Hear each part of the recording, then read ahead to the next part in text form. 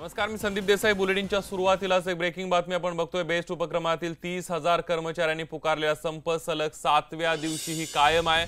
बेस्टचा मुंबई महापालिकेकडून कोणताही प्रस्ताव, चर्चा, बोलणी न झाल्यानं रविवारचा दिवस हा वाटाघाटी विना गेलेला आहे। त्यामुळे उच्च न्यायालयामध्ये संपाबाबत होणाऱ्या सुनावणीकडे सर्वांचं लक्ष लागून राहिलेलं आहे। बेस्टचा संप चिघळल्यानं मागील आठवड्याभरापासून मुंबईकरांचे चांगलेच हाल होताना दिसत आहेत। बेस्टच्या इतिहासामध्ये पहिल्यांदाच संप 7 दिवसांपर्यंत लांबलाय। मनसेने या संपात उडी घेतली असून तोडगा काढला नाही तर मुंबईत रस्त्यावर उतरून आंदोलन करू असा इशारा दिलेला आहे। संप 100% यशस्वी होत असतानाच गेल्या 6 दिवसांपासून चालक कंडक्टरांनी आगाराकडे येणं सुद्धा बंद केलेलं आहे।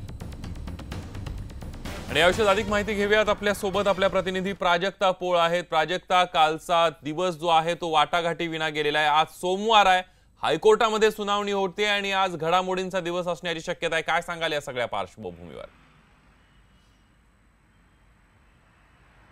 नक्कीच संदीप, ज्या पद्धतीने आपण बघितलं तर आजचा 7वा दिवस आहे बेस्ट संपाचा आणि बेस्ट संपाचा हा 7वा दिवस आता सोमवार आहे, शनिवार रविवार गेला, त्यामुळे गेले जवळपास आठवडाभर मुंबईकरांना अतोनात हाल सहन करावे लागतात। आता मी आहे सायन रुग्णालयाच्या बाहेर आणि आपण बघतोय की याच बस स्टॉपला प्रचंड गर्दी इथे असते लोकांची, पण हे बस स्टॉप जे आहेत हे बस स्टॉप रिकामे झालेले आपल्याला बघायला मिळतात आणि मागे इकडे टॅक्सीच्या लाईन ज्या आहेत त्या आपल्याला बघायला मिळतात। परंतु हॉस्पिटलमध्ये येणारी ही जी लोक आहेत त्यांच्यासाठी इथे बसेस येत असतात, पण हे बस स्टॉप जे आहेत हे गेल्या 7 दिवसांपासून हे आपल्याला रिकामे दिसत आहेत। आणि ज्या पद्धतीने आपण बघतोय की बैठकांचं सत्र जे आहे ते वारंवार सुरू आहे, पण त्याच्यातून काहीही तोडगा निघत नाहीये।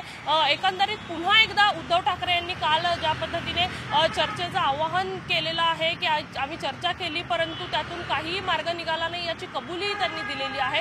परंतु आता पुढे काय होणार? आता 7वा दिवस आहे, आज तरी हा संप मिटणार का?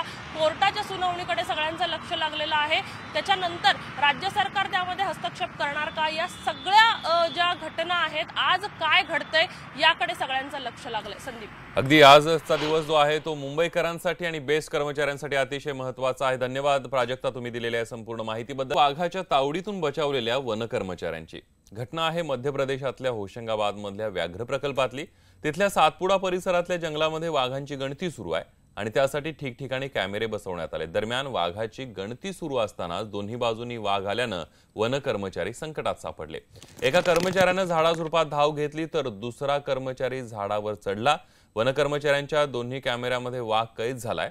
झाडावर चढलेल्या वन कर्मचाऱ्यानं वाघाचं शूटिंग केलंय तर दुसऱ्या व्हिडिओमध्ये वाघ झाडातल्या कॅमेऱ्याशी छेडछाड करताना सुद्धा स्पष्ट दिसतोय।